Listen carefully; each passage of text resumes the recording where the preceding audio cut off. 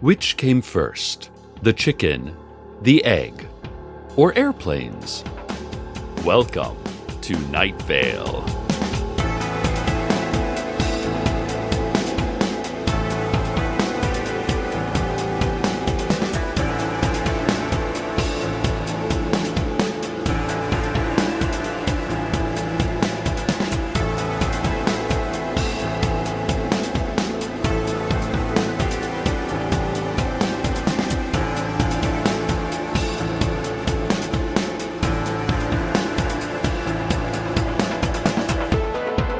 Hello, listeners.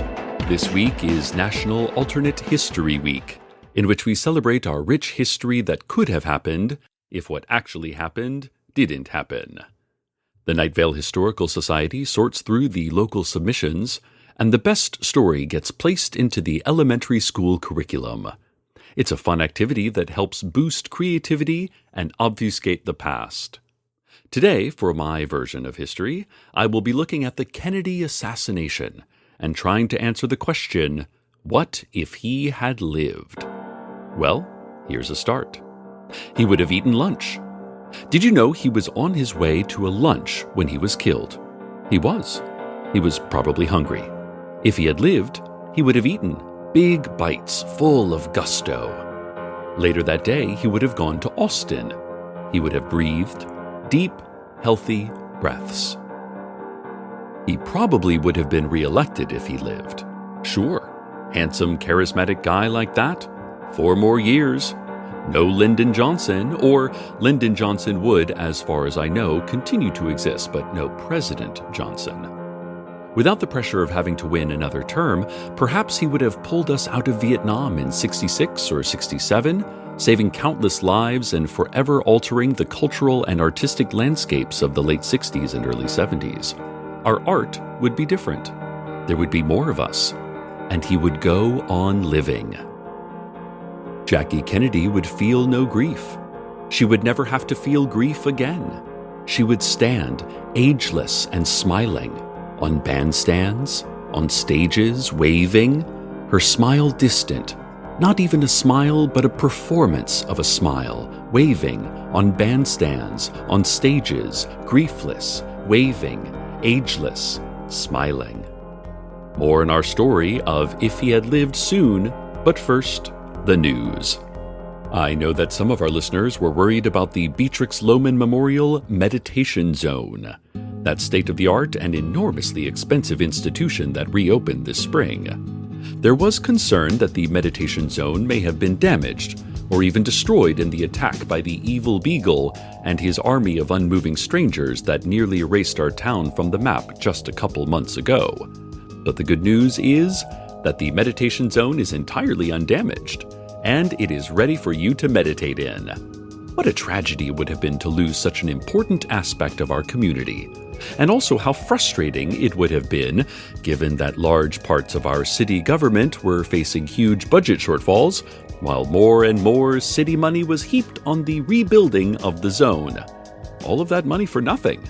But no, the zone still stands. Celebrate by coming on down to the Beatrix Lohmann Memorial Meditation Zone and hooking yourself up into one of the state-of-the-art meditation machines that will have you calm and harvested in no time at all. What a stress reliever. The National Weather Service has released a statement saying that the thunderstorms that have been going continuously for the last several months to the west of Night Vale might not be thunderstorms, but instead the movements of the terrible court of the distant prince. They explained that when warm, moist air enters a low-pressure system, sometimes it does so around the barely understood and all-powerful distant prince, flanked by his harbingers, and served by the court shriekers, the mangled servants, and the hollow-eyed weepers, all of which can result in some lightning, thunder, and, of course, localized atrocities. It's also possible that there are just some particularly persistent thunderstorms. Either way, the Weather Service said best to just avoid the area entirely, because being struck by lightning or being skinned alive by the mangled servants are both real and deadly threats that should be avoided. The year is 1973. Kennedy had not died and is finishing his third term. An embargo in somewhere called the Middle East results in soaring gas prices, but the confidence America has for their president is high. He saw us through many other crises, including the Cuban Missile Crisis in 1962, the Svits-Francia standoff of 1967, and the rise of the Blood Space War in 1971.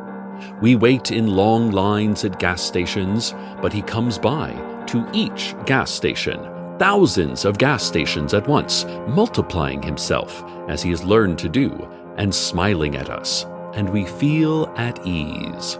Broke, but at ease. He continues as president through the turbulence of the 70s and into the 80s. A biopic is made of his life, starring the mid-level movie star Ronald Reagan, who will soon be washed up and entering his late-life career of narrating commercials for frozen food and insurance. The movie doesn't even mention Dallas. Nothing happened in Dallas except a short drive to lunch. This is mostly what happens in Dallas. Paul Simon releases his classic album Graceland. It is about the time that President Kennedy visited Graceland in 1982. The album is a huge flop due to its limited subject matter and oral motif of pained moans and lawnmower engines. Jackie Kennedy has not aged. In fact, she appears younger than before. At night, she walks among the monuments of D.C., serene and alone, not even a Secret Service escort with her. Anyone who tries to approach finds themselves pushed back by a faint mist that smells of apple and spice and feels like thousands of needles. Witnesses claim her feet are not even touching the ground. Her arms seem longer than they used to, as though they were the only part of her body continuing to change. If JFK had lived, listeners, if he had lived. More soon. First, this. Remember the phases of the moon. New, crescent, quarter, gibbous, gelatinous, full, very full, swirling, angry, unsure of itself, mad with power, disappointed in the newest Marvel movie, very, very full, feeling like an imposter, jealous toward the sun, being extra nice to the sun to make up for the jealousy the sun is unaware of, trying to sabotage the sun's happiness but only succeeding in sabotaging its own happiness, and finally, new again. This has been the Children's Fun Fact Science Corner.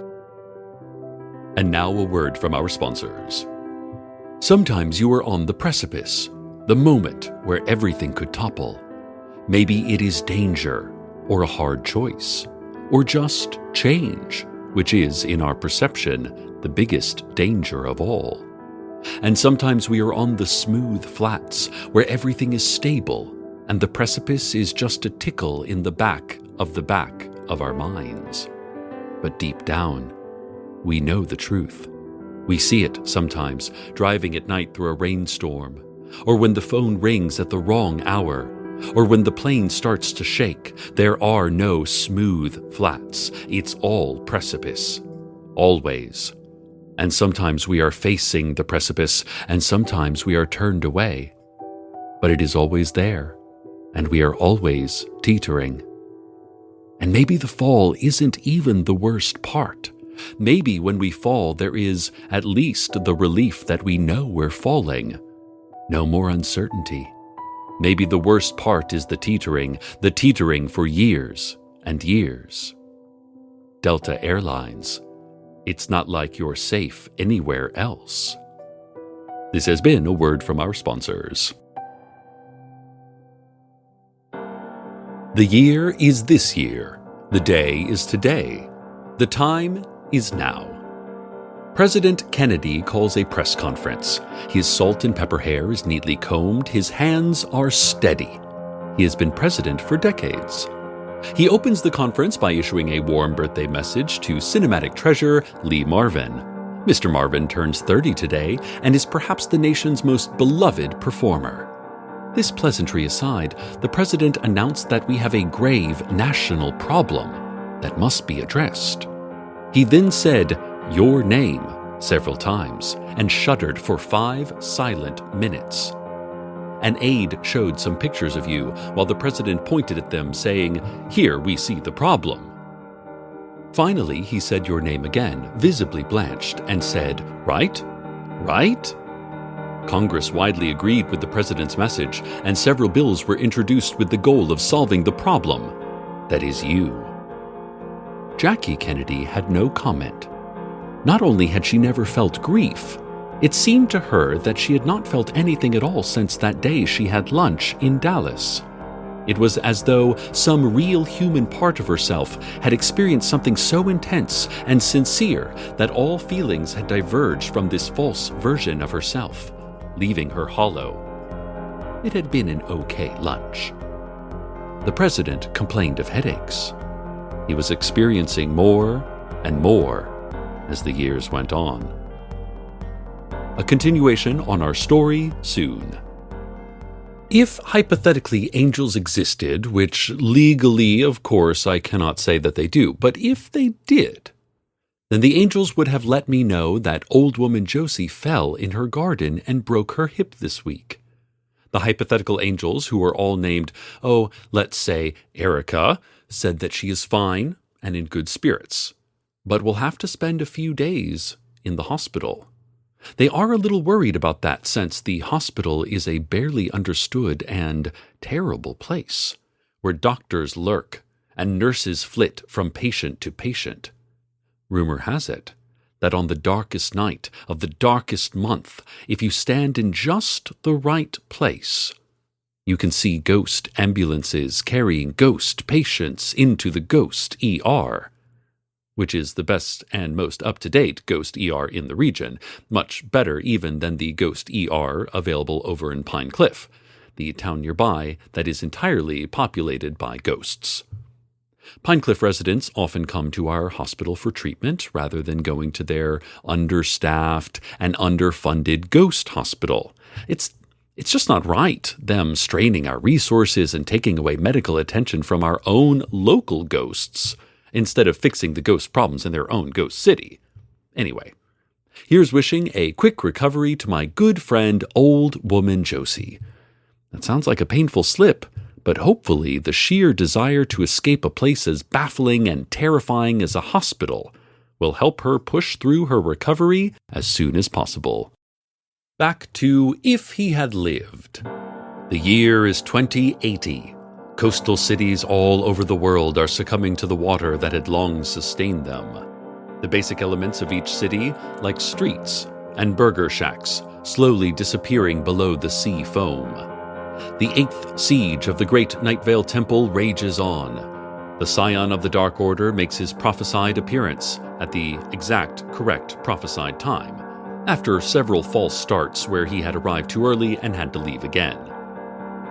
President Kennedy offers a steady hand to the nation, even as his beloved Massachusetts is swallowed by the rising seas.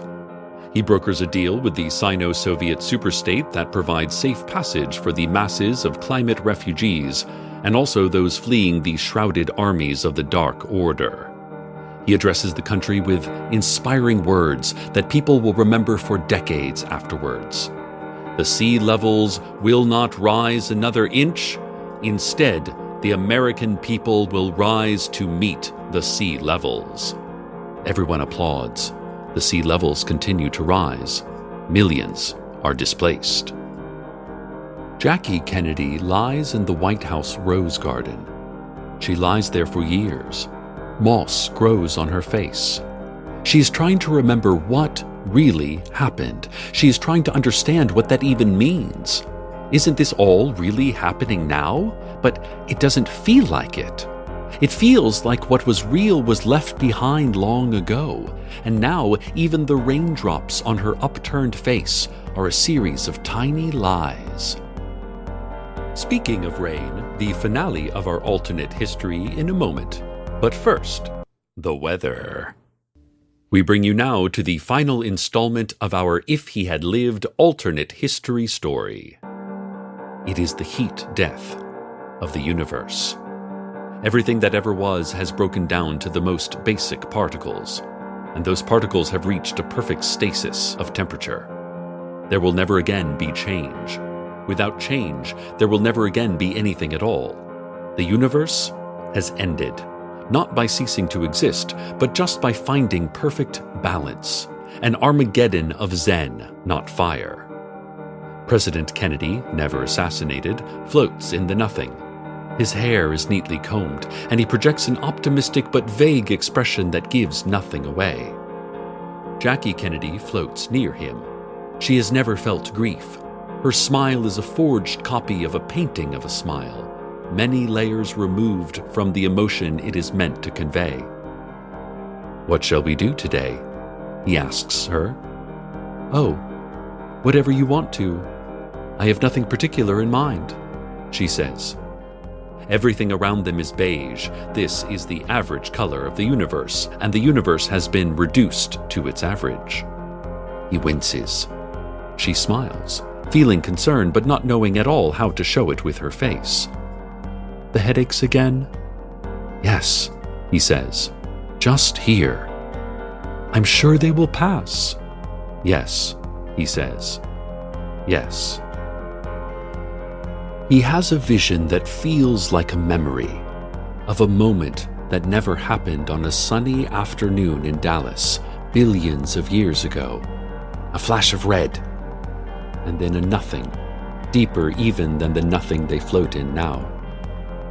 "I don't know if this is right," he says. "I don't know if this is what was supposed to happen." "Everything happens as it was meant to," she says, even though she is unsure of that.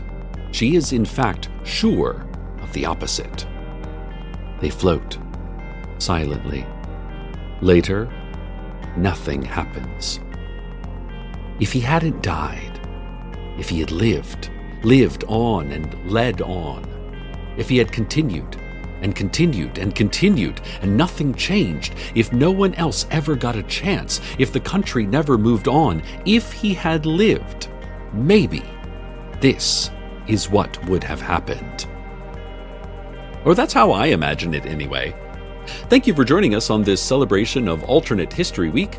We've heard some exciting ones like, what if Germany had won World War II?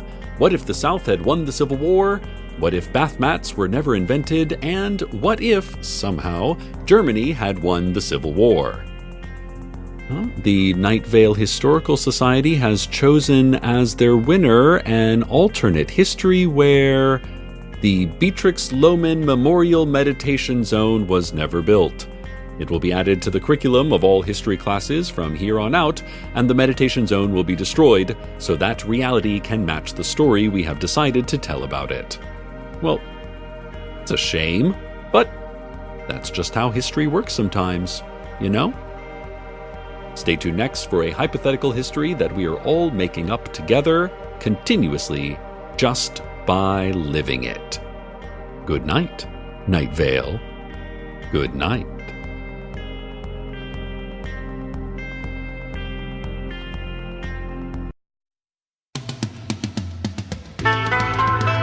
Welcome to Night Vale is a production of Night Vale Presents. It is written by Joseph Fink and Jeffrey Craner and produced by Joseph Fink. The voice of Night Vale is Cecil Baldwin. Original music by Disparition. All of it can be found at disparition.info or at disparition.bandcamp.com. This episode's weather was Opposite House by Cass McCombs from his new album Mangy Love, out August 26th. Find out more at cassmccombs.com. Comments, questions, email us at info@welcometonightvale.com or follow us on Twitter at Nightvale Radio. Check out welcometonightvale.com for more information on this show, as well as all sorts of cool Night Vale stuff you can own. And while you're there, consider clicking the donate link. You can be a hero just for one day. Today's proverb. Writing rules. 1. Write a lot. 2.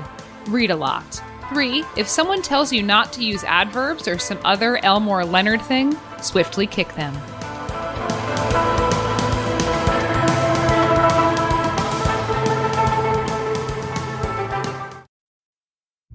I'm Joseph Fink, and I'd like to introduce you to I Only Listen to the Mountain Goats, a podcast about the shifting line between artist and fan. When I was a child, reading the authors that I loved and listening to the music that I loved, the thing I got from that is that feeling of being understood somehow, and that weird connection, where it's not the person, it's not the stranger, it's the thing they've made that opens this space for self-reflection. I Only Listen to the Mountain Goats. Find it wherever you listen to podcasts.